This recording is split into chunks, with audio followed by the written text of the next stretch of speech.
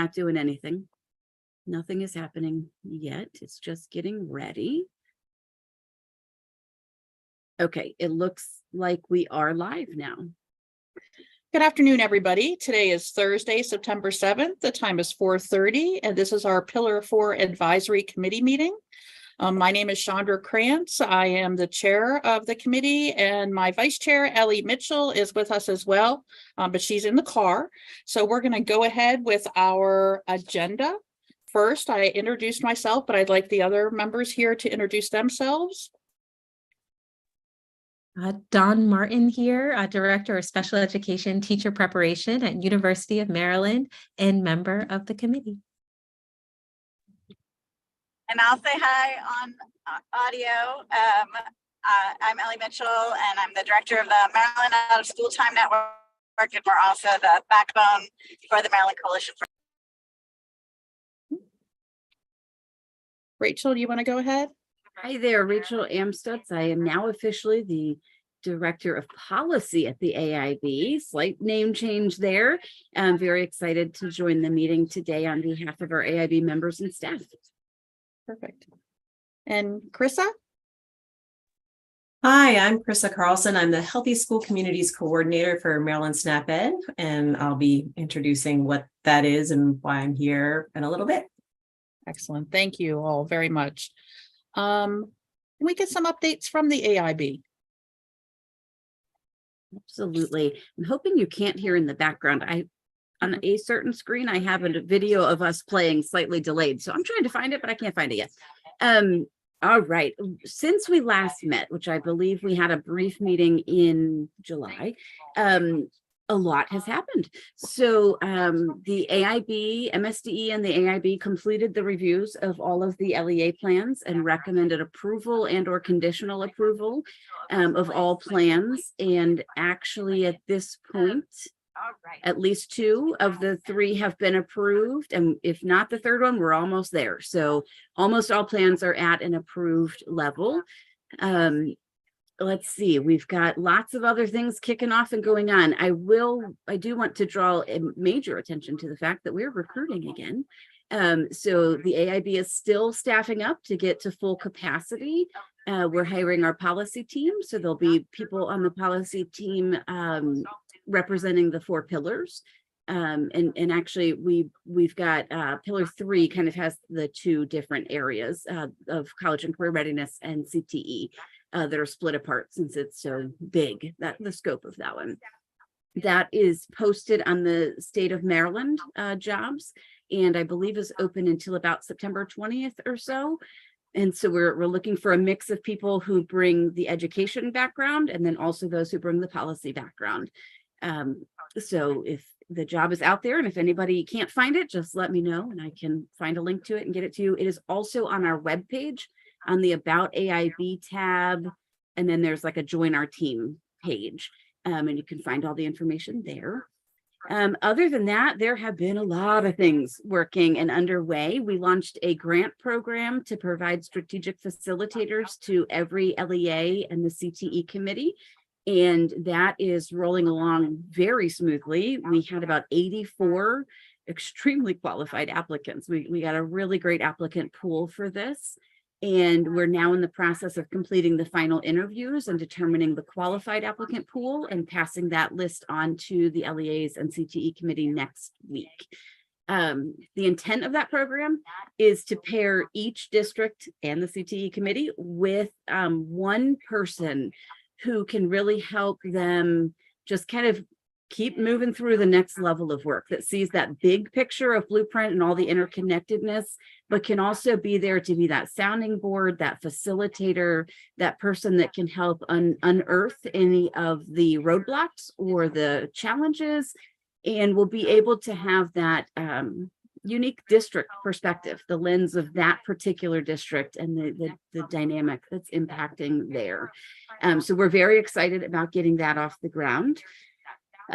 There's so many other things happening. The career counseling programs, those MOUs are all approved, and career counseling is starting this year for all Maryland middle school and high school students. It may look different in each county, but every single middle and high school student should be benefiting from this. So there'll be many opportunities for districts to network with their communities, their business communities, and to be sharing and informing kids about jobs that are out there and career paths that they might not even have thought of yet. So those are some of the biggest highlights right now. I think a little bit later, I'm on the agenda to talk about the recruitment, what we're going to be doing for recruitment for advisory committees, but I'll save that for a little bit later. Any questions, anything you've heard about or that I didn't mention that you want to chat about? I know we were talking a little bit about the special education work group before we started this call, but I was wondering if maybe you could recap that and let people know where they could watch that if they're interested in that work group that has just started. Absolutely. So Dawn, I'll start, and then if you want to chime in or offer anything, we both had the opportunity to join the first meeting. So there is a fairly large group of very diverse and representative perspectives from the fields of special education. And so the kickoff meeting, I couldn't tell you when it happened. I think it was at the end of August.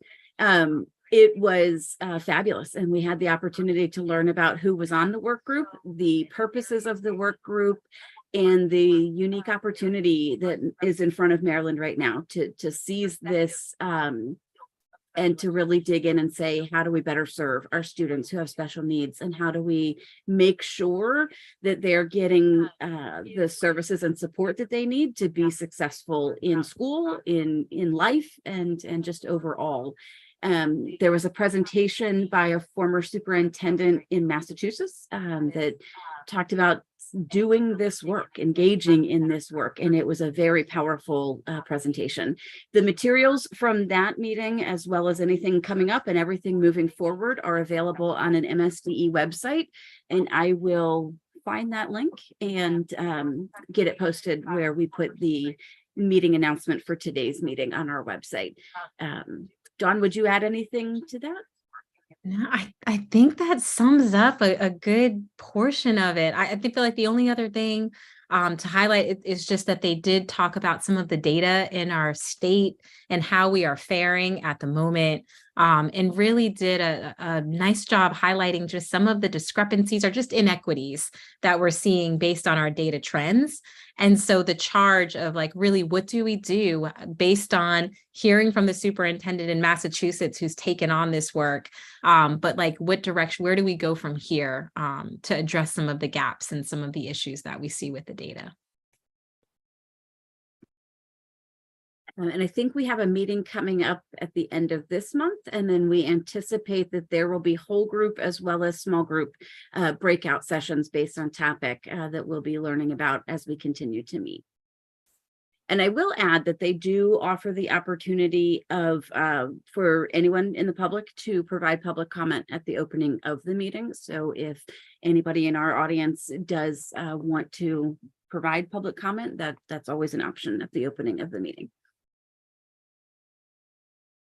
Thank you so much, Rachel. Krista? Chris is going to talk to us about SNAP-Ed and just share some information and discuss some topics with us. Right, is my presentation showing up as you might expect it? All right, well, hi everyone. Again, I'm Krista Carlson. I'm the Healthy School Communities Coordinator for Maryland SNAP-Ed. And I'm here to share with you primarily about how we sort of see our work growing and expanding through the community schools model, and to welcome anybody attending to provide thoughts, ideas, and suggestions. So to provide a snapshot of SNAP-Ed, we are a federally funded program through the USDA, implemented through the University of Maryland Extension System. And our goal is to improve the health behavior of low-income individuals, but we do that through sort of a multi-layered approach, both the nutrition education, the knowing what to eat, how to make decisions about what to eat, but also a policy systems and environment approach. We're really working upstream to impact the factors that influence those health behaviors that are beyond the individual's control. So this PSC emphasis has really been increasing through the federal guidance over the past decade, and is really sort of an essential facet of our work, and really something that we see community schools being a powerful partner in. So the way we reach our audience is by collaborating with local agencies that serve low-income youth and families, so they don't come to us, we go to them. So that includes early childhood sites, schools, farmers markets, pantries, and other eligible locations. For youth sites, we use farm data, so 50% or more for free and reduced meal. Schools are eligible, any CEP school is eligible, or any other community location that serves that audience. So we're not going specifically to the SNAP individual that we know is enrolled, but really working through the agencies that serve them, that we know that our audience is well represented there. So our work kind of falls under 5 programmatic themes. These are dictated by the federal SNAP Ed guidance, and these address behaviors that support long-term physical health for all our participants. But when we're working with schools, these are also things that benefit the learner in terms of learner readiness, attendance, behavior management.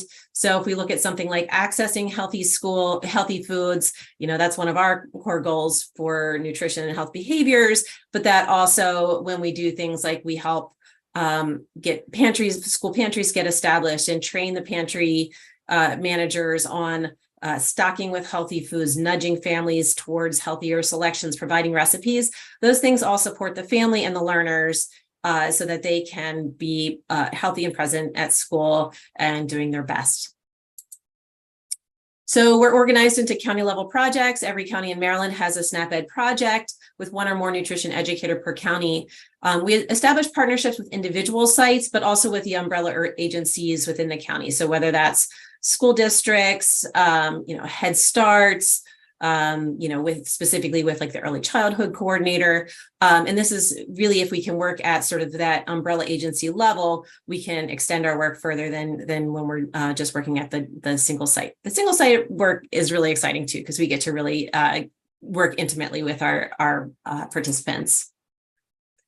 So these are some ways that Maryland SNAP Ed's work intersects with the blueprint. So under Pillar 1, we're seeing increasing opportunities to reach preschool audiences in different settings as that mixed delivery model plays out. In some cases, we may actually be able to have more of our eligible audience in private childcare, and so we can work in those settings where we previously couldn't before if enough of our audience wasn't represented. Also, expansion of Judy centers, we can expand our work with Judy centers. But that third bullet point is really what intersects with Pillar 4, which is that we can support providing programs with wraparound supports for students and families through community schools. So here, sorry, I got ahead of myself. The thing that we're really excited about is that in the community schools, with that community school facilitator, coordinator, whatever the specific title that person at the school is, they are a change agent in the school that can really make things happen. So, for doing direct nutrition education, we're sort of working with a whole lot of individual teachers to deliver our education and, what day can we do our lessons and schedule. But if we work with the community school coordinator, a lot of times we can work through them and they can help us with all of those logistics and how can we also extend that education out to families, make those site level changes through that one central change agent in the school. And then through that, we can develop programming that addresses student and family physical health for both parents and students, access to food, cooking skills, and things that are really going to help them be successful in school. And again, with an emphasis on those policy systems and environmental changes. So here's some examples of how this is playing out in Montgomery County schools, which are huge, huge schools.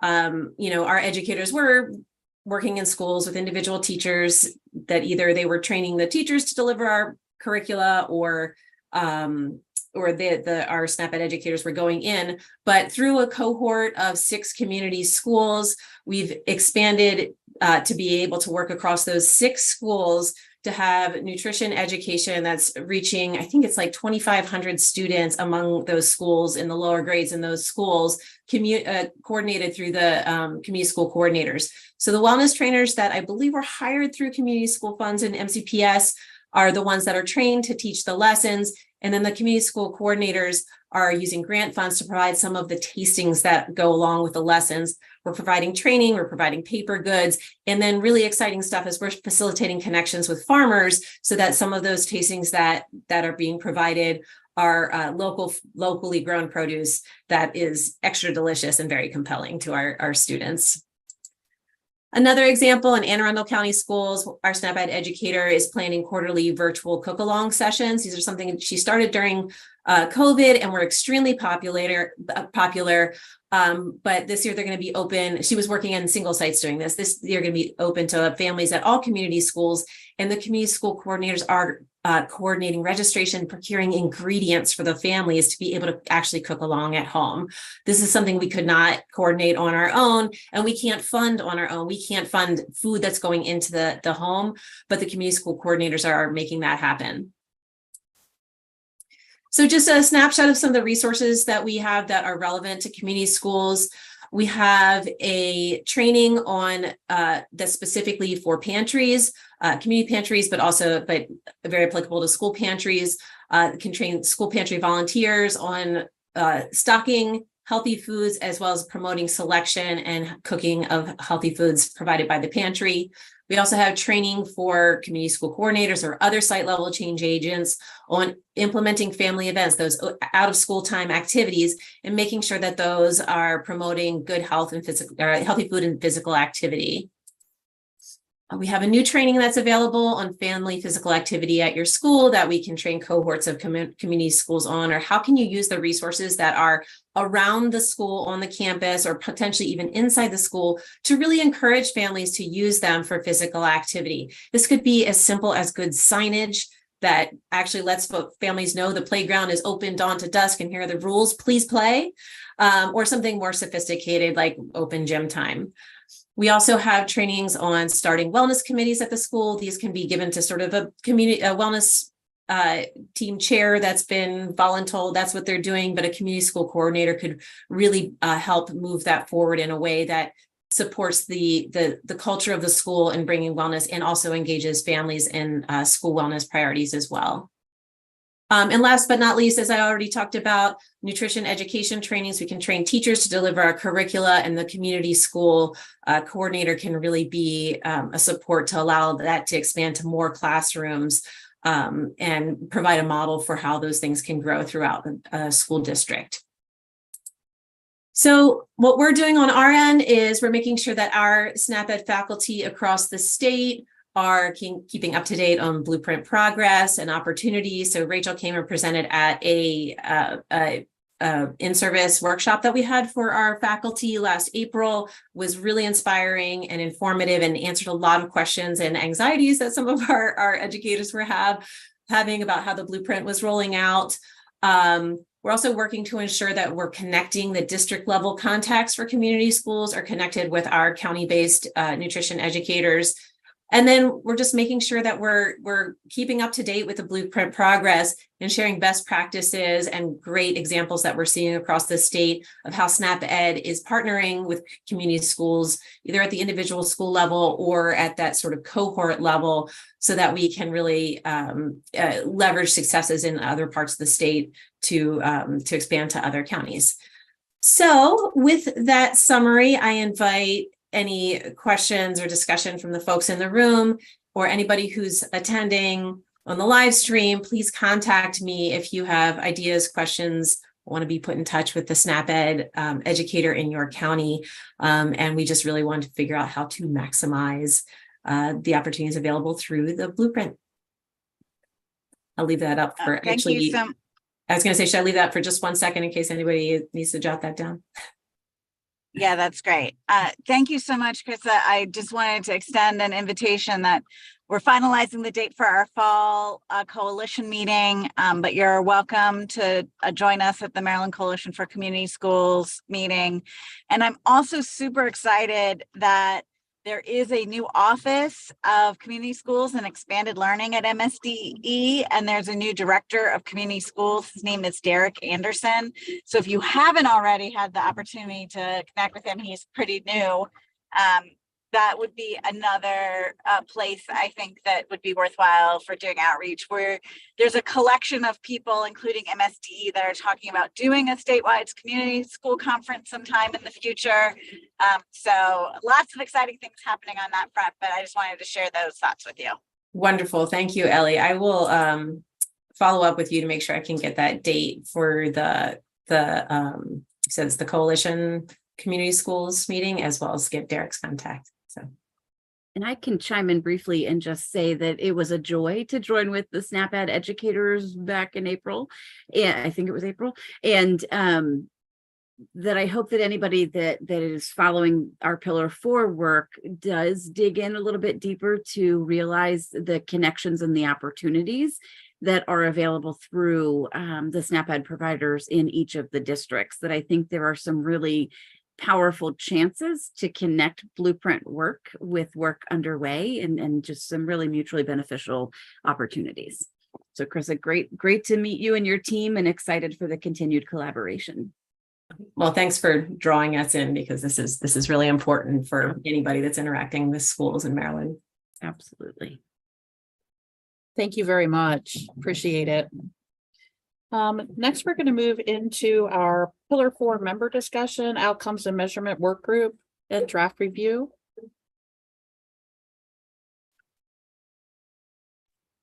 Rachel, I think we are going to actually have somebody talk with us in more detail at our next meeting on that topic. Correct. So I can just update everybody that since we last met, I can't remember exact timeline, but the original outcome measures work group met. They completed all of the meetings that were established from the onset of the work. But obviously the work is big and the work continues. So they took a summer break and will be resuming in the fall. And some really great conversations are happening to make sure that metrics are established that are fair, that measure what we should be measuring. And then we also recognize that they guide a lot of the implementation of the work. So we've got to make sure that we get this right. So that work will be resuming, and at the next Pillar 4 meeting in late September, my colleague Emma Pellerin will be joining to provide some more concrete updates and to discuss the Pillar 4 focus. Thank you. Advisory committee members and leadership discussion for FY24 and our 2023-24 meeting schedule is next up on our agenda. I can start with that and just let everybody know when we last met in July, we noted that some members' terms had ended, that they had 1-year terms and others had 2-year terms. And our board members extended the opportunity for everybody to stay on for an extra year, but for some people, it just didn't fit into schedules any longer. So we have, I believe it's 5 or 6 vacancies across all of the pillars that we will be recruiting for, to include 2 of our student members. I do not have the numbers right in front of me of how many it is on this team, but I do know that it's at least 1 member. And so we will be reopening the process very similar to what everybody on this call went through last year to apply or to nominate someone. And we will be replicating a very similar process to recruit and then narrow it down to some recommendations for the board members. A subcommittee of the AIB board will be going through that process to help identify the right people so that we ensure representation from across the state of Maryland that reflects the diversity of the state and as well as the experience of the topics that are contained in Pillar 4. So we anticipate that that's going to get underway very soon. It will take about 6 weeks to do the whole process and to get people on board. The request of the AIB is that each pillar take a minute to talk about the leadership structure. We don't have any rules about it. It's up to each team how the team works. But we do ask that there's a conversation. So chairs and co-chairs can remain on, or there could be a new change and new leadership could rotate in a new year. So it's the request is just to have a conversation about that and to think about some new people joining very soon. The other piece I can add is that for whatever vacancy is on the team, if that person had a 1 year, they would be coming in at the same years of that person. So technically the former folks, their term ended June 30th of 23. So they would come in at a 2 year. So we'll still be keeping staggered. We want to keep them staggered so that we don't rotate an entire team out at once. We want to be able to maintain some consistency and keep the work moving forward. And do we want to discuss at this time our meeting schedule for 23-24 with this particular pillar? I know that we meet the last Thursday of each month, and that's a pretty standard meeting for us. So you can mark that on your calendars. There is an additional meeting this month in September because we did push this meeting from last month. So our next meeting will be on September 28th at 4:30. We'll begin at that time as well. Ellie, anything from you about meetings? No, I think, Rachel, does it make sense for us to have that that bigger conversation about how we want to structure ourselves once we have the full complement of the advisory board back together? I think that would be great once new members are appointed to pull them into that conversation as well. Right. So can't wait to have the sort of blurbs and materials to push out that recruitment for all the advisory boards, including any vacancies on our own. And we will definitely, I'm happy to work on doing some pushing on that as We would very much appreciate that. And then also with the recruitment for student members for 2 of the 4 pillars, just helping to spread that word would be great for all of the pillars and for the 2 student seats. We'll use our usual networks, but the wider the spread, the more likely we are to find interested people. So we'll send you everything once. There'll be a press release again, and then we'll do a mail blast. And it will look very similar to what you did, just a Google form application and also the ability to nominate people. And Rachel, for the outcomes and measurement work group meeting that we're going to have in our next part of September, is there something we can share around to the work group members to review in advance of that meeting, like a draft document or something that people can take a look at, so that when we're coming into that discussion, we can maybe already have some notes and thoughts. I am making a note right now. There are some documents that are available, and the meeting minutes and agendas and resources from those meetings are on the AIB website if you dig back through there. But I will see if we can get something more targeted to the Pillar 4 topics and have that to you in advance of the meeting. We don't have anything currently prepared, but we can pool some things in advance of that meeting. That would be great. I think that's it. This concludes our formal agenda. Any topics of discussion or anything that anybody would like to share at this point that we haven't addressed with regard to our agenda? Okay, well, this concludes our meeting, and I'd like to thank everybody, especially Krissa, for coming and sharing the information about the SNAP-Ed programs and all of the opportunities that they provide for students and staff and families. Rachel, thank you for your updates, Ellie and Dawn as well, and look forward to seeing you all again at the end of September. Thank you.